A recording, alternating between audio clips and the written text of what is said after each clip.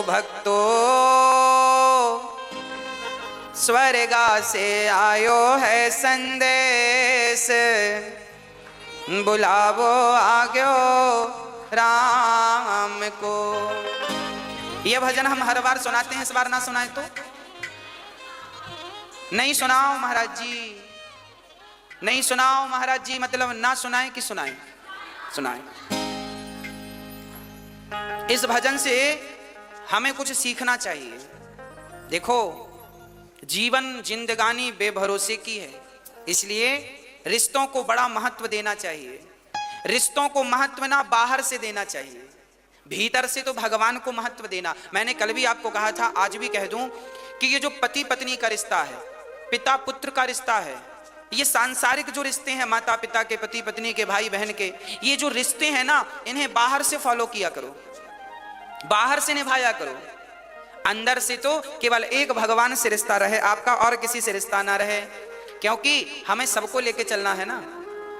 तो अंदर से तो, जैसे हम लोग कहावत कहते हैं ना, बाहर मुंह में राम राम बगल में, हाँ, तो आपको ऐसी करना है। बाहर से तो आपको पति पत्नी बेटा बेटी को खुश रखना है, बाहर से क्योंकि इन लोगों को बाहर का व्यवहार चाहिए, तो इन लोगों को बाहर के व्यवहार से खुश रखो। और भगवान को मन का व्यवहार चाहिए, तो मन से भगवान को खुश रखो, दोनों खुश हो जाएंगे।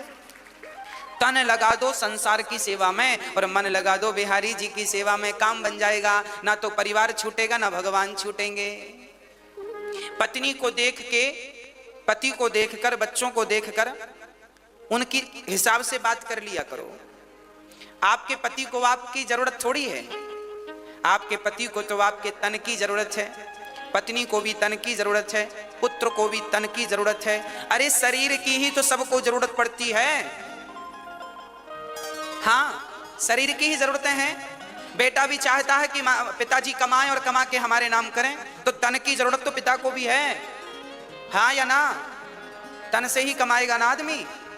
तो सच्ची बात कहूं, लोग तन की ही चाहत रखते हैं, तो तन उनको समर्पित कर दो, संसार के लोगों को। और भगवान को तन की बिल्कुल जरूरत नहीं है, तो मन बढ़िया सा बना के ठाकुर जी के चरणों में मन से भजो। तन संसार के लिए, मन बिहारी जी के लिए, बस काम बन गया। अब कोई झंझट नहीं, दोनों ट्रैक अलग अलग, काम करते रहना और भगवान का नाम जपते रहना।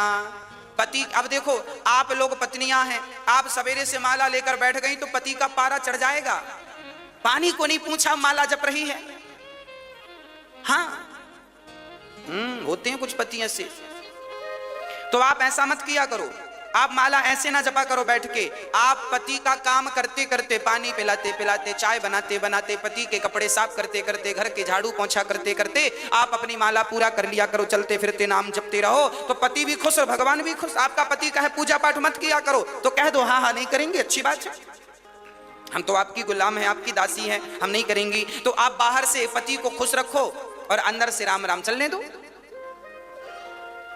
क्या फर्क पड़ता है? भगवान फॉर्मेलिटी नहीं चाहते, तुम भगवान को जल चढ़ाओ तो ही भगवान खुश होंगे, ऐसा नहीं है। भगवान इस जल से खुश नहीं होते। आप तो बड़े भाव से भीतर से ही भगवान को केवल भज लो, भगवान का नाम जप लो, और भाव यही बना रहे कि मैं तो बिहारी जी के चरणों में हूं, बस इतना ही याद रखो। बस भगवान के चरणों में हूं, इतना ही याद, ज्यादा याद भी नहीं रखना। कि भक्तो स्वर्गा से आयो है संदेश, बुलावो आग्यो राम को।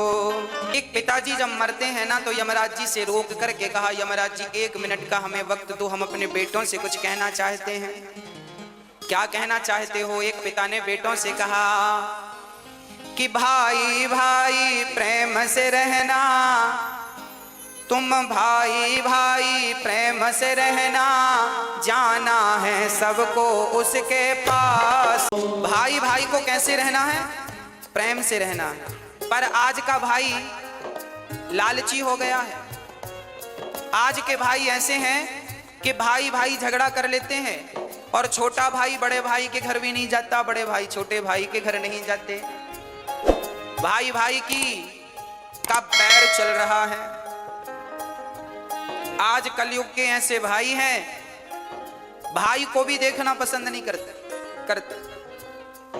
अरे भाई, लोग अमरनाथ की यात्रा करने जाते हैं, वैष्णव माता की यात्रा करने जाते हैं, उतनी लंबी लंबी चढ़ाइयां लोग चढ़ते हैं, पर अपने रूठे भाई के घर जाकर कान पकड़ करके सॉरी नहीं कह पाते। बताओ कैसे देवी देवता प्रसन्न होंगे? अच्छा ये बताओ, आप लोग अपने भाई के घर जाते हो कि नहीं? हाँ, पुरुषों से पूछ रहे हैं हम, माताएं तो खूब जाती हैं अपने भाइयों के घर। पुरुष लोगों से पूछ रहे हैं, आप जाते हो अपने भाइयों के घर? जाया करो, भाई का भी थोड़ा सा दुख दर्द समझा करो। आपका भाई कमाता नहीं है तो जरा उसे, आप कमाते हो तो जरा मदद किया करो, उसका भी कहीं काम धाम लगवाओ, उसको भी खड़ा करो। परिवार को ही परिवार का सपोर्ट करना चाहिए। जब आप ही नहीं करेंगे तो गैर क्या करेंगे, दूसरे क्या करेंगे? इसलिए भाई इसलिए तो होता है कि वो कभी मुसीबत में दूसरे भाई के काम आ सके। इसलिए भाई भाई में प्रेम जरूरी है। कैसा प्रेम? राम और भरत की तरह, राम और लक्ष्मण की तरह प्रेम होना चाहिए। राम जी ने प्रेम करके बताया है, ये देखो भाइयों से कैसा प्रेम किया जाता है। परंतु आज का भाई, हाँ जी, क्या होता है, आज भाई भाई के घर नहीं जाता।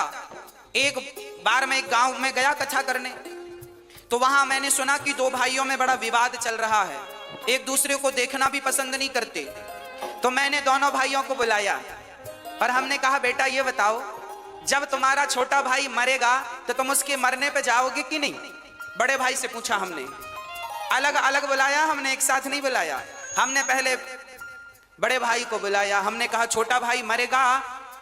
हमने बड़े भाई से कहा कि तुम घर जाओ, बड़े हो, छोटे के घर जाओ, गलती किया है भूल जाओ, अब क्या करोगे? नहीं महाराज जी, मैं छोटे भाई के घर नहीं जाऊंगा, मैं उसकी शक्ल नहीं देखूंगा। तो मैंने कह दिया कि जब मरेगा तब जाओगे कि नहीं अर्थी उठाने? तो चुप हो गया। मैंने फिर पूछा कि छोटा भाई मरेगा तो जाओगे कि नहीं? बोला जाएंगे, मरने पे तो जाएंगे। हमने कहा पागल, मरने पर जाओगे तो लोग हंसेंगे, कैसा भाई है। जब भाई को जरूरत थी, जिंदा था, तब तो हाल चाल पूछने आया नहीं, मर गया तो अर्थी उठाने आ गया। तो अर्थी उठाने भी मत जाना, क्योंकि अर्थी उठाने वालों की भी कमी थोड़ी है, बहुत मिलेंगे। उसकी आंखों में आंसू आ गए। मैंने कहा अब जा।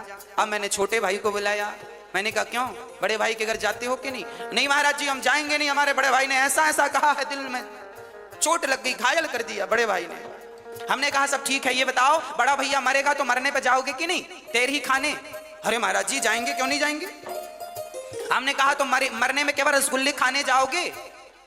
अरे जब तुम्हारा भाई जिंदा है, जब तुम्हारे भाई को तुम्हारी जरूरत है, जब तुम ही आपस में लड़ोगे तो तुम्हारे भी तो दो बच्चे हैं, वो तुम दोनों को झगड़ा करते देखेंगे तो सीखेंगे क्या, संस्कार क्या दोगे? आप जो भी करते हैं वही आचरण आपके बच्चों में अपने आप पहुंचता है। इसलिए प्यार से रहा करो। आपके फेसबुक व्हाट्सएप में 5-5 हजार फ्रेंड होते हैं, पर आपका रियल भाई आपका फ्रेंड नहीं है, दोस्त नहीं है, मिलके रहते नहीं हो, तो उन 5,000 दोस्तों का करोगे क्या जो तुम्हारे फेसबुक व्हाट्सएप में है? क्या करोगे? इसलिए मैंने उससे कहा भाई मर जाएगा कल को तो रोने जरूर जाओगे, मत जाना रोने। रोने का भी अधिकार तुम्हें तभी मिलेगा जब तुम उसके आंसू पहुंचना जानोगे। आंसू पहुंचोगे जीते जी, और कल को मर गया तो रोने का अधिकार है, पर तुमने कभी आंसू तो पहुंचा नहीं, अब रोने क्यों जा रहे हो उसके मरने पर? मत जाओ। पर ऐसे भाई हैं आजकल, मरने पर ही दिखते हैं, जीते जी दिखते नहीं है। तो मैं आपसे हाथ जोड़कर प्रार्थना करता हूं, आप जरूर गलतियां माफ कर दो। बड़े भाई की गलतियां छोटा माफ करे, छोटे भाई की बड़े भाई माफ करें, और प्यार से गले मिलकर रहो। तुम्हें गले मिलता हुआ देखेंगे तुम्हारे बच्चे तो उनमें प्यार बढ़ेगा, संस्कार बनेंगे। हाँ, यदि हम आपस में लड़ बैठेंगे तो देश को कौन संभालेगा? कोई भी बाहर वाला अपने घर से हमें निकालेगा। दीवानों होश करो मेरे देश प्रेमियों, आपस में प्रेम करो मेरे देश प्रेमियों। 1 मिनट की मोहलत दे दो, करूं बहू से बात। 1 मिनट की मोहलत दे दो, करूं बहू से बात। ओ 1 मिनट की मोहलत दे दो, करूं बहू से बात। 1 मिनट की मोहलत दे दो, करूं बहू से बात। बहू से बात। सास मरने लगी, तो यमराज जी से कहा, यमराज जी रुको, हम अपनी बहू से कुछ कहना चाहते हैं, क्या कहोगी? आपकी सासू माँ कुछ कह रही है, सुनो ध्यान से। क्या कह रही है? 1 मिनट की मोहलत दे दो, करो बहू से बात। मैं तुम्हारो धर्म निभा दी, मैं तुम्हारो धर्म निभा दी। अब इस घर को तुम टूटने मत देना। सास को, बहुओं को चाहिए कि वो घर की अखंडता को, एकता को टूटने ना दें। देवरानी जिठानी प्यार से रहा करो। चूल्हा अलग है, काम धाम अलग है, चलेगा, पर कम से कम मन तो एक हो, मन तो अच्छे से मिल के रहो, दिल तो एक होना चाहिए। हाँ, एक ही घर की बहू हो, समझदारी का परिचय आप ही नहीं दोगी तो उम्मीद किससे रखी जाएगी? आज जिठानी देवरानी को दुश्मन समझती है, बहुत जो समझती उनका बोल रहे हैं, जो अच्छी हैं उनको नहीं बोल रहे हैं। बहुत सारी जिठानियां अपनी देवरानी को दुश्मन समझती हैं और देवरानी भी जिठानी को दुश्मन मान लेती हैं। हमारी सबसे बड़ी दुश्मन जिठानी है, देवरानी है, झगड़ा करती रहती हैं। इनको वापस के झगड़े से फुर्सत मिले तो ये कुछ अच्छा सोचें, बेचारी यही मस्त हैं, खा लिया पी लिया झगड़ा कर लिया। हाँ? इसलिए प्यार से रहने में ज्यादा सुख है, प्यार से रहने में ज्यादा आनंद है। अरे जीवन, ये जिंदगी क्या है, इसे समझो। ये हंसने मुस्कुराने गाने के लिए, आनंदित होने के लिए जीवन दिया भगवान ने। और लोग रोते रहते हैं, मेरी जेठानी ऐसी, मेरी देवरानी ऐसी। अरे वो जैसी है रहने, तुम अच्छी बन जाओ ना। हाँ, प्यार से रहा करो, घर में दरार ना पड़े। एक झाड़ू पूरे कचरे को साफ करती है, पर वह बिखर जाए तो खुद कचरा बन जाती है। आप जिस दिन बिखर जाओगे ना, टूट जाओगे ना, उस दिन आपका ये टूटना ही आपके दुखों का कारण बन जाएगा। इसलिए रही मन धागा प्रेम का मत तोड़ो चटिकाए, और टूटे से फिर ना जुड़े, जुड़े तो गांठ। रिश्तों में गांठ नहीं पड़ने दीजिएगा, मेरी प्रार्थना है। और बहुओं से प्रार्थना है, सासुओं की, सासू माओं की बड़ी सेवा किया करो। एक बहू बोली, गुरुजी हमारी सास बड़ा मुंह चलाती है। हमने कहा कोई बात नहीं, मुंह चलाती है तो अपने मुंह से चलाती है कि तुम्हारा किराए से लेके चलाती है? तुम्हारा मुंह तो नहीं लेती कि तुम दो, हम तुम्हारे मुंह से बोलेंगे। अपने मुंह से बोल रही है, बोलने दो। तुम्हारा घटता क्या है? सुन लो, चुप रहो, जवाब मत दो, अपने आप झगड़ा शांत हो जाएगा। झगड़ा तब बढ़ता है जब एक ने किया भौं तो दूसरे ने कर दिया भौं भौं, झगड़ा चालू। हाँ, तो आप समझदार हैं, कोई बात नहीं। एक समझदार होगा तो झगड़ा नहीं होगा, जब दोनों मूर्ख होते हैं तो झगड़ा होता है। इसलिए सास बोल रही है तो चुप रहो, बहू बोल रही है तो सासू माँ चुप रहे। एक तो चुप रहो मेरी माँ। हाँ, और बड़े प्यार से रहो अपने घर में, अपने जीवन में। कोई झगड़ा नहीं, कोई लड़ाई नहीं। और माँ की, बूढ़ी बूढ़ी माँ की जरा सेवा किया करो। बूढ़ी बूढ़ी माँ को अकेले बनाने ना दिया करो रोटियां। महाराज जी हमारी सासू माँ तो अकेले बना के खाती है, हम तो बोलते हैं कि खाया करो हमारे संग। अरे तुम बोला ना करो, अपनी सासू माँ का हाथ पकड़ के ले आया करो। माँ आपको क्या जरूरत है अकेले बना के खाने की, हम तो हैं। जब आप अपनी सासू माँ का बड़ा सम्मान करेंगी, बड़ा आदर करेंगी, तो फिर उसे शौक थोड़ी लगता है कि बुढ़ापे में बना के खाएगी। वो तो तुम्हारे संग खा लेगी, पर तुम्हारा मन नहीं मिल रहा है इसलिए अकेले बना के खा लेती है। हाँ, इसलिए जरा बोला करो सासू माँ से, चलिए पाइए भोजन। लाख गाली दे सासू माँ तो भी आप उनका सम्मान कीजिएगा, क्योंकि वो हमारी माँ हैं। हम बेटे बेटे ही रहेंगे और माता पिता ही रहेंगे। हम हैं, वो है। माता पिता भगवान जैसे हैं, हम तो उनकी धूल हैं, तो क्या कहें आगे हम इससे। इसलिए आपसे निवेदन है। अच्छा, बड़ी बहुएं बड़ा ताना मारती हैं, हर बहू 99% बहुएं ताना मारती। हमारी सास ने तो हमें चम्मच भी नहीं दिया, हमारी सास ने तो हमें कुछ नहीं दिया। आपकी सास ने कुछ दिया कि नहीं आपको बंटवारे में? मैया आपसे पूछ रहे हैं। आप लोग भी ना अकेले बैठती हो ना पड़ोसन की संग, हमारी सास ने कुछ नहीं दिया। अरे तेरी, हमारी ने तो चम्मच नहीं दिया, हमारी तो फूटी गिलास नहीं दी। हाँ, 4-6 बहुएं मिले तो ये सासू माँ क्या दी है क्या नहीं सब बताती हैं। मेरी सास ने तो चम्मच नहीं दिया, ये नहीं दिया, वो नहीं दिया। तो फिर आपकी सास ने दिया कि नहीं चम्मच? मैया एक बहू हमसे बोली, महाराज जी हमारी सास ने चम्मच नहीं दिया। हमने कहा एक काम कर, ये रहा चम्मच, ये चम्मच ले, पति वापस कर। पति वापस कर। ये जो पति तुम्हारे पास है ये किसने दिया? तुम्हारी माँ ने कि तुम्हारी सासू माँ ने? बोलो। ये जो तुम्हारा पति है जिसके नाम की मांग मांग भरती हो, मेहंदी रचाती हो चूड़ी पे, ये किसका दिया हुआ है? जोर से बोलो, किसका दिया है? सासू माँ का। तो क्यों कहती हो कि सास ने कुछ नहीं दिया? अरे अपने जिगर का टुकड़ा दे तो दिया, और क्या जान लोगी? हाँ, और फिर भी रो रही हो चम्मच नहीं दिया। चम्मच तो चम्मच ले, पकड़ चम्मच, सोने का ले ले। पति वापस कर। इसलिए ये मत कहा करो कुछ नहीं दिया, बहुत कुछ दिया है। आज आपकी होठों पे मुस्कान है, मांग में सिंदूर है, तो आपकी सास की बदौलत है। इतना बढ़िया पति दिया है तो धन्यवाद दो, सेवा करो। 1 मिनट की मोहलत दे दो, करूं बहू से बात। मैं तुम्हारो धर्म निभा दी, मैं तुम्हारो धर्म निभा दी, बांध के रखियो ये परिवार। 1 मिनट की मोहलत दे दो, करूं पति से बात। 1 मिनट की मोहलत दे दो, करूं पति से बात। एक पति जी जाने लगे, पत्नी ने यमराज जी से कहा रुको, हम अपने पति से कुछ कहेंगे। क्या कहना है? 1 मिनट की मोहलत दे दो, करूं पति से बात। 1 मिनट की मोहलत दे दो, करूं पति से बात। आप अपने पति से कुछ कहोगी?